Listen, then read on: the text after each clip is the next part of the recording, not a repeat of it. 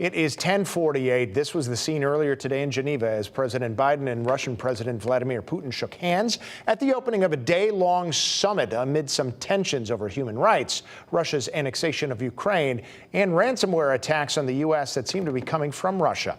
That handshake, a moment of consequential diplomacy at a time when both leaders agree that relations between the U.S. and Russia might be at an all-time low, certainly at a low. And joining us now to talk more about this is Howard Stoffer, Ph.D. He's a professor at the Henry C. Lee College of Criminal Justice and Forensic Sciences. And Professor, you served in the Foreign Service of the U.S. from 1980 to 2005, so I imagine you're familiar with the 1985 summit between President Reagan and Mikhail Gorbachev.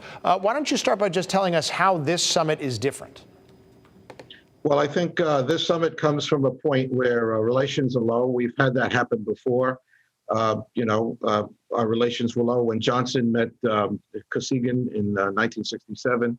And we're desperately in need of having a face-to-face meeting to be able to say, these are the bad things, stop doing them, and these are the good things that we can maybe build on.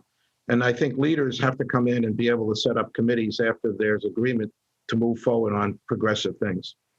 How much temptation is there? I know there's been some talk about President Biden trying to draw some red lines. To me, it sounds a lot like sort of that line in the sand that had been talked about by President Obama, which sort of sets up a line you can't cross. But is that dangerous, trying to sort of be so definitive about things?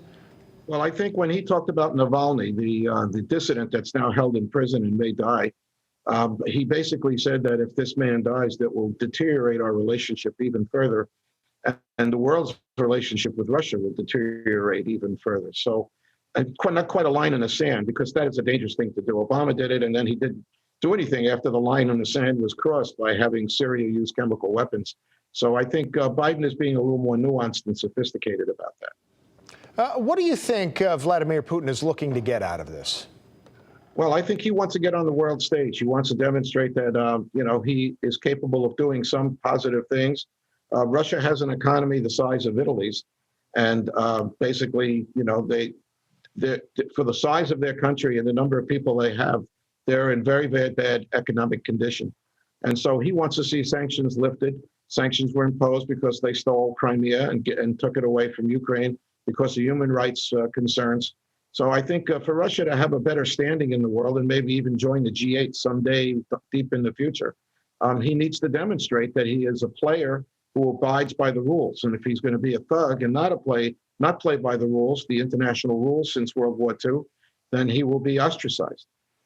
I like looking at different experts' opinions on Twitter, and I believe one's coming from former U.S. Ambassador to Russia, Michael McFaul, former Russian chess champion Garry Kasparov. Both seem to think that Vladimir Putin might be looking to normalize relations here, and just doing that enough would be a win, because it would essentially take the position that of all the bad things he's done, from annexing Crimea to hacks on different U.S. infrastructure, that would essentially make it look like there were no consequences, that he was able to get away from it and reset, which might allow him the precedent to do it again in the future. Do you agree with that assessment? Yeah, I do. First of all, this meeting is not a reset. That had been tried in the past. It didn't work. And this is not a reset. This is an opportunity to say, let's get our diplomats back. We both have our ambassadors consulting, quote unquote, in capitals. Get the ambassadors back. Let's open up our consulates, or at least one in each country again, and then see if we can then have a basis for being able to talk to each other diplomatically. I don't think we're going to have a normal relationship until Russia gives back Crimea, until Russia starts abiding by human rights concerns and starts demonstrating that it's going to be responsible in the Middle East with Syria and with Iran.